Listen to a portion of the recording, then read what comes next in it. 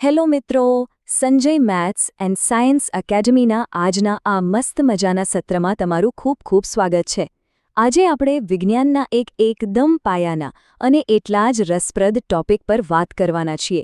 પ્રકરણ 4 પરમાણુનું બંધારણ. સાયન્સ શીખવાની આજે ખરેખર મજા પડી જવાની છે. તો ચાલો ફટાફટ આ અદ્ભુત વિષયની શરૂઆત કરીએ. તો આજના આ સત્રનો આપણો મેઇન ગોલ શું છે? જો પરમાણુની અંદર ઇલેક્ટ્રોન જુદી જુદી કક્ષાઓમાં કેવી રીતે ગોઠવાય છે એ સમજવું ઘણીવાર ઘૂંખણપટ્ટી જેવું બોરિંગ લાગતું હોય છે, રાઈટ? પણ જરાય ટેન્શન ના લેશો. આપણે આ કન્સેપ્ટને એટલું સિમ્પલ અને વિઝ્યુઅલ બનાવી દઈશું કે તમને રમતવાતમાં બધું યાદ રહી જશે. ચાલો ભણતરને ખરેખર એકદમ સરળ બનાવીએ. આજનો આપણો પ્લાન શું છે એ જરા જોઈ લઈએ. પહેલાં આપણે જોઈશું ઇલેક્ટ્રોન વહેંચણીના મૂળભૂત નિયમો, પછી સૌથી બહારની કક્ષાઓ માટેના અમુક ખાસ નિયમો, અને છેલ્લે આ બધું પ્રેક્ટિકલી સમજવા માટે સોડિયમનું એક સરસ ઉદાહરણ લઈશું. ઓકે, તો ચાલો સેક્શન 1થી શરૂઆત કરીએ. વહેંચણીના બેઝિક નિયમો.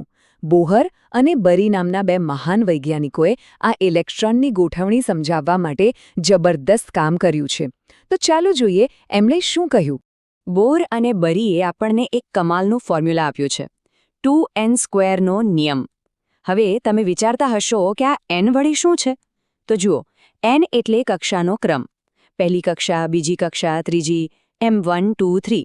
બસ આ નાનકડું સૂત્ર જ નક્કી કરે છે કે પરમાણુની કોઈપણ કક્ષામાં વધુમાં વધુ કેટલા ઇલેક્ટ્રોન સમાઈ શકશે. આને સમજવા માટે એક મસ્ત ઉદાહરણ લઈએ. ધારી લો કે પરમાણુ એક મોટી બહુમાળી બિલ્ડિંગ છે અને ઇલેક્ટ્રોન એમાં રહેતા ભાડૂતો છે.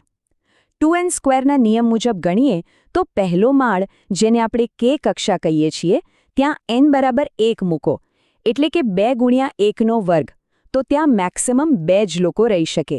બીજો માળ એટલે કે l કક્ષા, ત્યાં ગણતરી મુજબ 8 ભાડૂતો સમાઈ શકે. અને ત્રીજો માળ એટલે કે m કક્ષા, ત્યાં વધુમાં વધુ 18 લોકો રહી શકે. છે ને એકદમ સરળ? કયા માળે કેટલા લોકો રહેશે એ પહેલેથી જ ફિક્સ છે. હવે આગળ વધીએ સેક્શન 2 તરફ. અહીં આપણે જોઈશું બાહ્ય કક્ષાઓના સ્પેશિયલ નિયમો જે પરમાણુને સ્થિર રાખવામાં મદદ કરે છે. જો ઇલેક્ટ્રોન માટે અમુક કડક હાઉસ રૂલ્સ પણ છે. પહેલો નિયમ છે પગથિયાં ચડવા. જેમ તમે સીડી ચડો તો એક પછી એક જ પગથિયું લો ને, એમ ઇલેક્ટ્રોન પણ સૌથી પહેલા અંદરની કક્ષા ભરશે. એ આખી ભરાઈ જાય પછી જ બહારની કક્ષામાં જશે.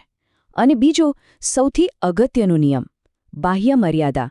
ભલે કોઈ પણ કક્ષાની કેપેસિટી 18 કે 32 ઇલેક્ટ્રોનની હોય, પણ જો એ સૌથી બહારની કક્ષા હોય ને, તો એમાં 8થી વધારે ઇલેક્ટ્રોન ના જ રહી શકે. પરમાણુને પોતાની સ્થિરતા જાળવી હોય છે, એટલે આ 8ની લિમિટ એ કડક રીતે પાડે છે. ઓકે, થિયરી તો સમજી લીધી. હવે વિભાગ 3માં આ જ નિયમોને એક ઉદાહરણ પર એપ્લાય કરીએ. ચાલો સોડિયમનું બંધારણ સમજીએ.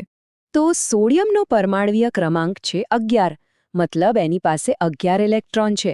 ચાલો એને ગોઠવીએ. સૌથી પહેલા આવશે k કક્ષા. નિયમ યાદ છે ને, એમાં ફક્ત 2 જ આવી શકે. તો 11માંથી 2 ગોઠવાયા, એટલે 9 વધ્યા. હવે આવી l કક્ષા, જેમાં વધુમાં વધુ 8 આવી શકે. તો એ 8 પણ ગોઠવી દીધા. હવે 9માંથી 8 ગયા, તો કેટલા બચ્યા? માત્ર 1. આ છેલ્લો 1 ઇલેક્ટ્રોન જશે m કક્ષામાં. એટલે સોડિયમની ફાઇનલ ઇલેક્ટ્રોન રચના થઈ 2, 8, 1. એકદમ પરફેક્ટ. સો હવે તમારા મગજની કસરત માટે એક નાનકડી ચેલેન્જ. ધારી લો કે મેગ્નેશિયમ છે, જેનો પરમાણ્વીય ક્રમાંક 12 છે. તો જરા વિચારો, એની ત્રીજી એટલે કે m કક્ષામાં કેટલા ઇલેક્ટ્રોન આવશે? 12માંથી પહેલા 2 કક્ષાઓ ભરાઈ જાય તો કેટલા વધે? આનો જવાબ વિચારશો એટલે આખો કન્સેપ્ટ મગજમાં કાયમ માટે સેટ થઈ જશે. તો મિત્રો, મને ખાતરી છે કે ઇલેક્ટ્રોનની વહેંચણીનો આ કન્સેપ્ટ હવે તમને એકદમ ક્લિયર થઈ ગયો હશે. જો આજનો આ સત્ર તમને ખરેખર ઉપયોગી લાગ્યું હોય તો ફટાફટ આ વિડીયોને લાઇક કરો, તમારા બધા મિત્રો સાથે શેર કરો, અને હા, આપણી channel Sanjay maths and science એકેડમીને સબસ્ક્રાઇબ કરવાનું બિલકુલ ના ભૂલતા. વિજ્ઞાનના આવા જ મસ્ત અને સરળ એક્સપ્લેનર સાથે આપણે ફરી મળીશું. ત્યાં સુધી ઉત્સાહથી જોતા રહો અને શીખતા રહો. આવજો.